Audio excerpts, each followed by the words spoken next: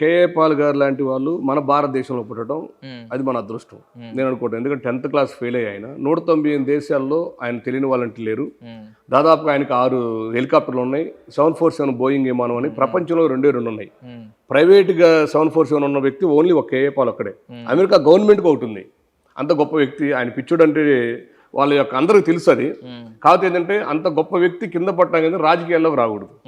ప్రతి ఒక్క వ్యక్తికి కొన్ని ప్లస్లు కొన్ని మైనస్లు ఉంటాయి. రాజకీయాల్లోకి రావాలంటే ఏం చేయాలి? రాజకీయాల్లోకి వచ్చిన వాడు మటర్లు చేయాలి, అబద్ధాలు ఆడాలి, క్యారెక్టరైజేషన్ లేనిది కూడా ఉన్నట్టు క్రియేట్ చేయాలి. అన్ని చేసేవాడు రాజకీయాల్లో ఉండగలడు. ఇవాళ ఇంతకుముందు ఉన్నటువంటి విలువలతో కూడిన రాజకీయాలు ఇప్పుడు లేవు. ఈయన రాజకీయాల్లో రావటం వల్ల ఏంటంటే అప్పట్లో కొన్ని రాజకీయాలు జరిగినటువంటి మీడియా వాళ్ళు, ఇప్పుడు చిరంజీవి గారు ఏమైపోయారు, అమితాబ్ బచ్చన్ గారు ఏమైపోయారు, రజనీకాంత్ ఎందుకు రావట్లేదు, చాలామంది మనం చూస్తూనే ఉన్నాం. రాజకీయాల్లో ఎందుకు రారని. రాజకీయాల్లో వస్తే ఒక రొచ్చు అనమాట. దీంట్లో ఉండాలంటే అన్ని అబద్ధాలు ఆడి హత్యలు చేసి అన్ని చేసేవాడికి రాజకీయాలు ఉండాలి తప్ప అలాంటి ఫెయిర్ పర్సన్ రాజకీయాలు పనికిరాడు. ఆ విషయంలో కొంచెం ఆయన మైనస్. ఆయన జోకరు అనుకునేవాడు ఎవడైతే ఉన్నాడో వాడు పెద్ద జోకరు నాకు తెలిసి. ఆయన ఈరోజు మీరు కలిశారనుకో, 10 years తర్వాత దర్శన్ ఎలా ఉన్నావు, బాగున్నావా, మన పలానా రోజు కలిసాం, పలానా టైంలో పలానా టైంకి నీకు ఇంటర్వ్యూ ఇచ్చాను అని అంత మెమొరీ ఆయనకి. ఆయన అసలు ఎవరిని లెక్క చేయడు. కాబట్టి ఆయన నచ్చినట్టుగా ఆయన బతుకుతాడు. ఎవరి దగ్గర రూపాయి సందాలు తీసుకోడు. ఇప్పుడు ఆయన ఎన్ని ప్రేయర్ కూటములు ఎన్ని పెట్టినా అందరికీ ఇలా డబ్బులు ఇచ్చినాడు తప్ప మిగతా పాస్టర్లాగా ఆయన ఎవరు సందాలు తీసుకోవాలి. ఆయన అందరికి పంచాడు అందరికీ. ఇప్పుడు సదాశివపేట స్కూల్ కానీ కాదు, కొన్ని రాజకీయ పరంగా ఆయన కొన్ని ఇబ్బందులు పెట్టి కావాలని కొన్ని ప్రభుత్వాలు ఆయన అట్లా తయారు చేసినాయి. సో మిమ్మల్ని కేఏ పాల్ గారు అని అడిగగానే మీరు స్టార్ట్ చేసింది కూడా 198 దేశాలు, 6 హెలికాప్టర్లు, ఇవే చెప్పారు స్టార్టింగ్. ఆయన చెప్పే మాటలే. సో అవన్నీ అంటే కళ్ళబొల్లి మాటలు అని చెప్పి కొంతమంది అనుకుంటున్నారు. ఆపరేషన్స్ చూస్తారు కాబట్టి నేను అబద్ధం చెప్తున్నా. గూగుల్ అడగండి, మీ సోషల్ మీడియా అబద్ధం చెప్పదుగా. చికాగోలో ఎయిర్పోర్ట్ అక్కడ ఫ్లైట్ ఉంది, 4,000 కోట్లు దాని కాస్ట్. చూసుకోవచ్చు అక్కడ మీరు. ఎందుకు మొన్న ఒక అమ్మాయి, కేరళ అమ్మాయి, ఒక అమ్మాయికి వేరే కంట్రీలో ఉరిశిక్ష చేశారు. మీరు చూసే ఉంటారు రీసెంట్ గా. ప్రధానమంత్రి ఇక్కడ సీఎంలే చేతులు తీశారు మా వాళ్ళు కాదని. ఈయన వెళ్ళిపోయి అక్కడ ఒక 15 రోజులు ఉండి అమ్మాయి ఉరిశిక్ష ఆపాడు. అది నిజం కాదా? నిన్న కాక మొన్న 2 days బిఫోర్ నేను ఇక్కడ జోకర్ అనుకుంటున్నారు. అమెరికా అసెంబ్లీలో మాట్లాడి నిన్నగా మొన్న ఈ యుద్ధాల గురించి ఆపడం కోసం. మరి వాళ్ళెందుకు జోకర్ చూడలేదు? మన వ్యవస్థ ఏంటంటే ఈడి పని ఈడు చూసుకోకుండా ఎదుటి పని చక్కన పెట్టి వాడిని క్యారెక్టరైజేషన్ చేస్తారు కాబట్టి అట్లా అనిపిస్తుంది తప్ప మిగతా దేశాల్లో వాళ్ళ పనులు వాళ్ళు చేసుకుంటారు కాబట్టి ఆ దేశాలన్నీ హ్యాపీగా ఉన్నాయి.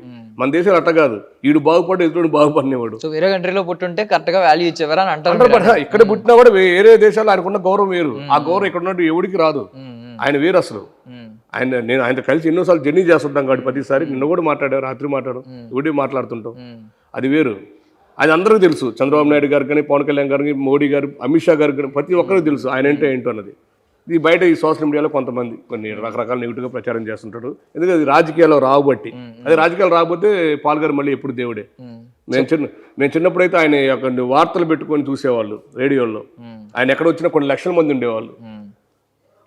Back to Jagadhatri. సో ఇది అంటే ఇప్పుడు ఉమెన్ ఎంపవర్మెంట్ మీద అదే కొత్తగా ఒక లేడీ ఏంటి, ఇన్వెస్టిగేటివ్ ఆఫీసర్ ఏంటి, అసలు ఇదంతా కొత్త కాన్సెప్ట్. క్రైమ్ ఉంది ఇందులో, మళ్ళీ ఫ్యామిలీ డ్రామా ఉంది, ఫైట్స్ ఉన్నాయి, యాక్షన్ సీక్వెన్స్ ఉన్నాయి. సో మీలాంటి పవర్ఫుల్ యాంటాగనిస్టులు చాలా మంది ఉన్నారు. సో ఇదంతా నడుస్తుంది. సో భార్గవ్ గారి గురించి మీరు ఏం చెప్తారు? డైరెక్టర్ అంటే ఒక డైరెక్టర్. ఆ డైరెక్టర్ వ్యక్తి గొప్ప కమిట్మెంట్ గల డైరెక్టర్. మీరు చూసే ఉంటారు, మార్నింగ్ నుంచి ఒక ఫోన్ మాట్లాడు. ఎక్కడ ఏంటంటే భార్గవ్ గారు గురువు ఇంకొక ఆయన గురించి చెప్పాలి, రామ్జీ డైరెక్టర్.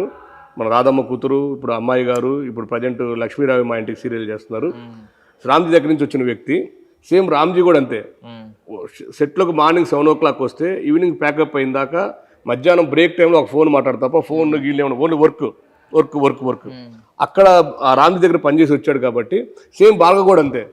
మార్నింగ్ 7 o'clock నుంచి ఈవినింగ్ ప్యాకప్ అయిన దాకా ఇప్పుడు మీరు ఇంతసేపు చూశారు, ఒక నిమిషం ఖాళీ ఉండడు, అటు ఇటు పరిగెత్తానే ఉంటాడు. అంటే కరెక్ట్గా ఒక ప్రొడ్యూసర్కి నష్టం రాకుండా ఛానల్కి నమ్మకంగా ఉంటూ టీంలు అందరితో ఫ్రెండ్లీగా ఉండి వర్క్ చేయించుకుంటూ ఉంటాడు. Very good brother and very good friend.